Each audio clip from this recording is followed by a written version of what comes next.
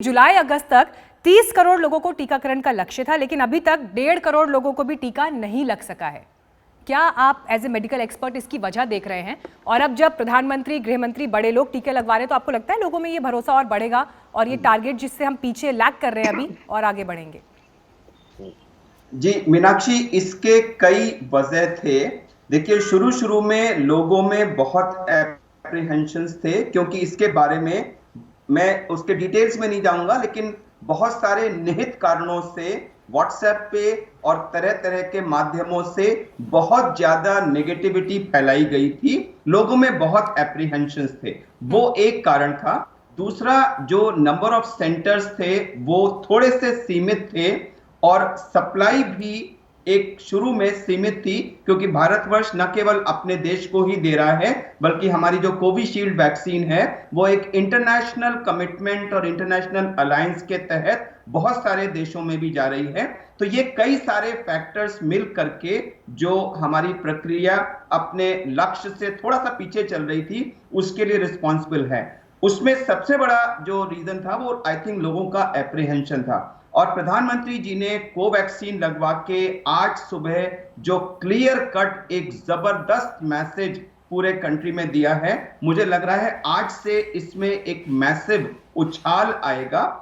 उसके साथ साथ आज से बहुत सारे प्राइवेट सेंटर्स भी इसमें इन्वॉल्व किए जा रहे हैं। और अब हम, जैसे कि आप देखेंगे, जब हमारा डायग्नोसिस का आरटीपीसीआर का था, शुरू में बड़े चुनिंदा गिने चुने सेंटर्स थे और धीरे धीरे उसकी कैपेसिटी को अब इंक्रीज किया गया था। तो ऐसे ही हमारी वैक्सीनेशन की कैपेसिटी भी आने वाले हफ्तों में कंटिन्यूसली इंक्रीज होगी। लोगों में जो भ्रांतियां हैं वो दूर होंगी।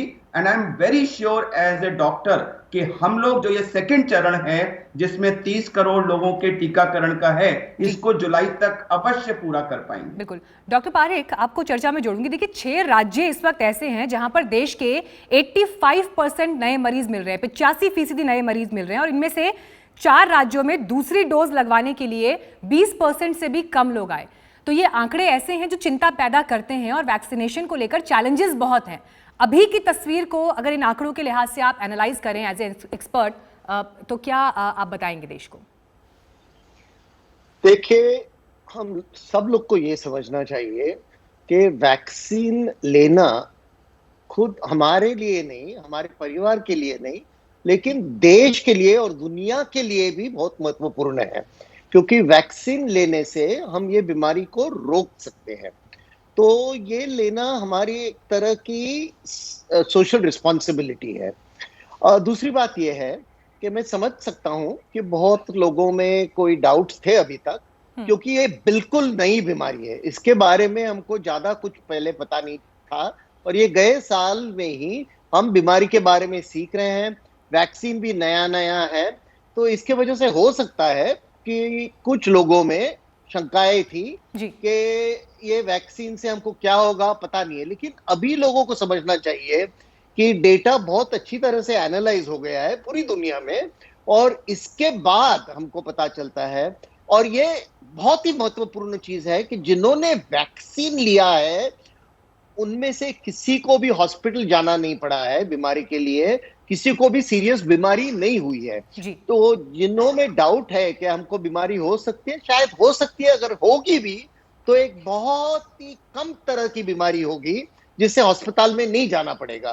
तो इसमें हमको विश्वास रखना चाहिए कि अभी विज्ञान बढ़ रहा है और अभी हम बहुत ही आत्मविश्वास से वैक्सीन ले सकते हैं। तो हमारे मेडिकल एक्सपर्ट्स भी यहाँ पर लोगों को विश्वास देखते हुए, लेकिन डॉक्टर अनूप, एक और अफवाह का मैं समाधान आपसे चाहूँगी। देखिए, लोग इस तरह के सवाल पूछ रहे हैं कि जिन लोगों को किडनी की बीमारी है, दिल की बीमारी है, उन्हें वैक्सीन लेना चाहिए, बचना चाहिए? अगर इस पर भी आप लोगों को क्लियर कर सके तो। बिल्कुल मीनाक्षी जी, ये बहुत ही इंपॉर्टेंट क्वेश्चन है और कई पेशेंट्स हमसे आके इसके बारे में डाउट क्लियर करते हैं।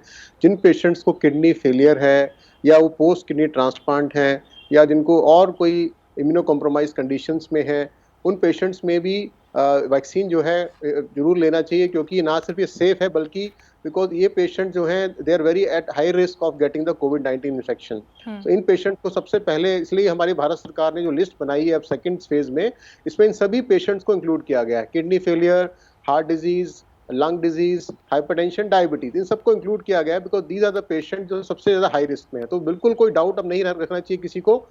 आप जिसको भी हाई रिस्क कैटेगरी में अब वो आते हैं सेकंड फेज में, जाके वैक्सीन लगवा लेना चाहिए। इससे इनके कॉन्ट्रैक्शन करने का, वायरस कॉन्ट्रैक्शन करने का जो पॉसिबिलिटी है वो बहुत कम हो जाएगा। अगर होगा भी तो बहुत माइल्ड होगा, उसकी सिवियरिटी नहीं होगी, उससे कॉम्प्लिकेशन नहीं होगा।